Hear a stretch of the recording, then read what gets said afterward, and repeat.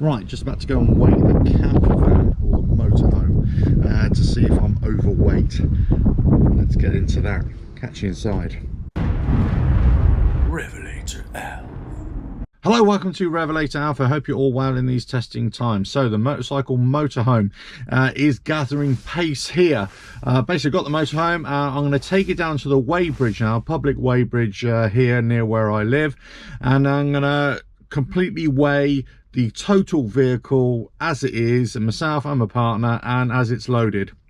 I filled up the water tank and the water heater as well. So, and also I'm going to go to the garage right now and then fill up with diesel. So I've got a worst case scenario of my maximum load. So let me go and do that. See you in a bit. Okay, so filling up with diesel now. So we're going to have a full tank of diesel and also a full tank of water as well to fully get the worst case scenario. And I'm going to weigh it with both myself and the other half in there as well and see how much it is. Right, I looked on the VIN plate by the engine and it actually says something like 3,850 kilos, but I've got another VIN plate certificate from Swift, so it actually says got a gross vehicle weight of 4,000 kilos and a maximum vehicle weight and towable weight of 5,500 combined. And I think it's 2,300 kilos on the rear axle and 1,850 on the front axle. So that's the figures I'm going by on that certificate rather than the plate. I think the plate is for the original chassis, and then when Swift or whoever make the motorhome, they change the VIN plate certification of the vehicle, I think. Right, so this one's got an 80 litre diesel tank. It's costing me a fortune.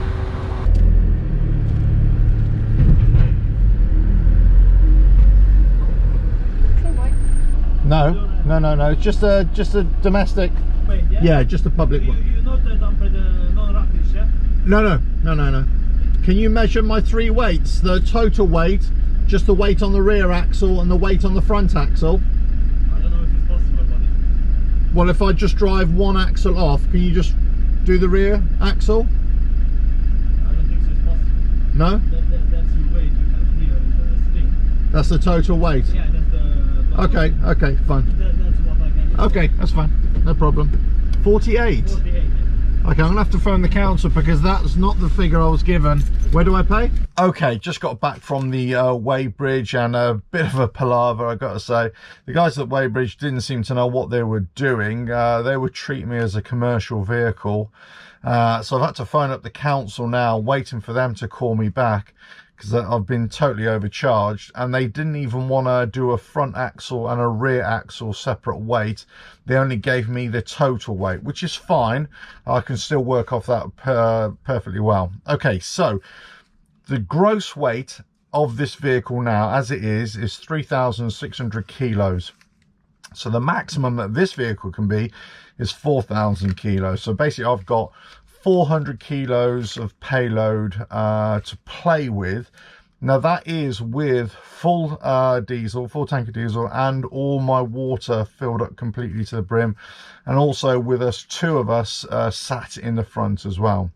So all I have to do is, depending on who I'm going with and where I'm going, is add or subtract the weights of the water, of the diesel, let's say, of whoever is with me as well. And then all I need to do then is anything I bring on now with food or extra equipment, I just need to weigh that individually, and then I'll know whether I'm overloading or not. Now this is particularly relevant if you want to take anything on the back of your camper van or your motorhome to see what the extra weight will be. So let's just say you've got 150 or 200 kilo motorcycle, and that's including a rack, let's say.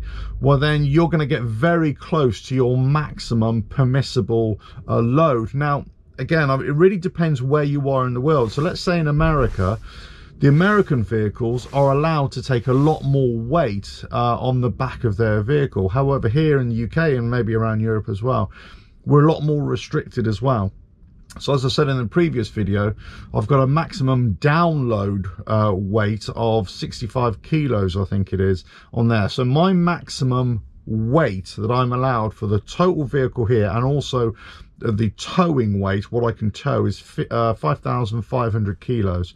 So that's going to be well within what I'm going to take, you know, a motorcycle trailer, let's say, which is going to be what, 200 kilos, plus even if I took my Harley, which is over 300 kilos, 310 kilos, I think it is, wet weight.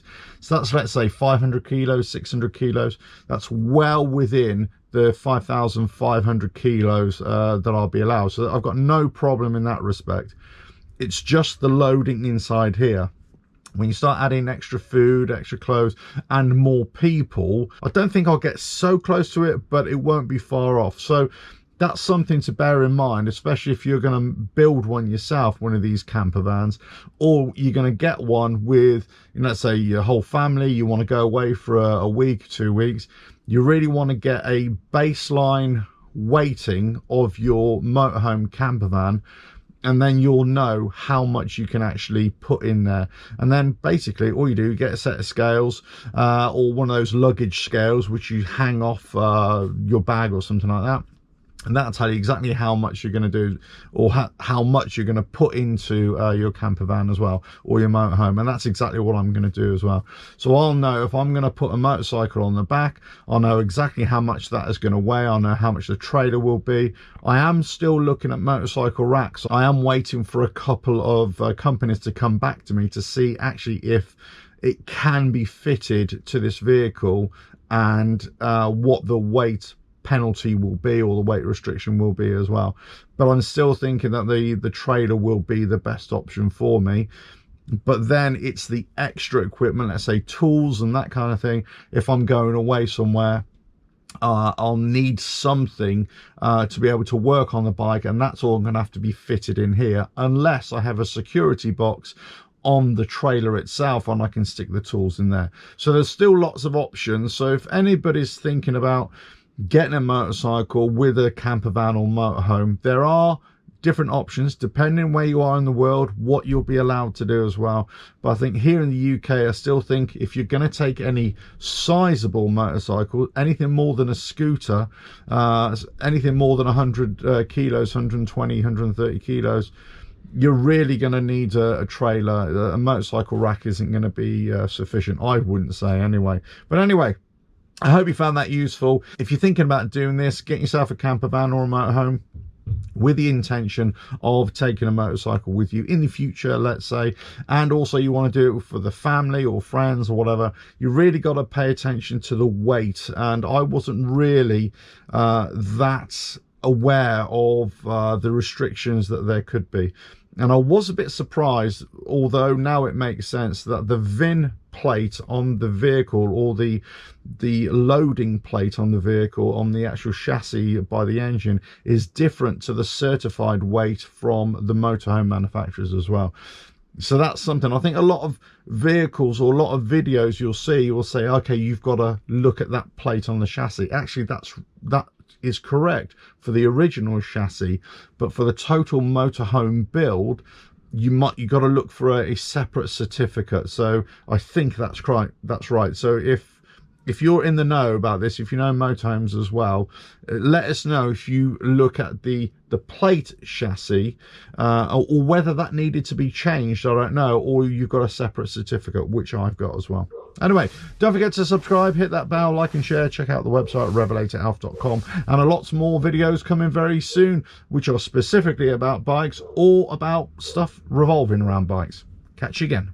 Ta-da.